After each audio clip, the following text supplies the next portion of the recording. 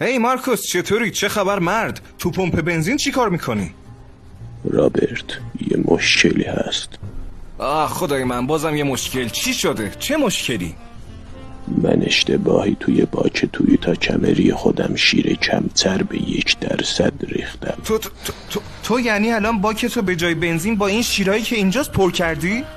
باورم نمیشه. یعنی به جای بنزین از این شیرای پرچرب تو باکت ریخت؟ شیر کمتر به 1%. خیلی خب، متوجه. بهتر از پرچرب 3%. فهمیدم، ولی میخوام ایشلم رابرت. خب میدونی چیه رفیق، من اگه جای تو بودم ترجیح میدادم تو باکم به جای شیر بنزین بریزم. هی کفتره رو نگاه کن، چقدر ناز و سیح دیر.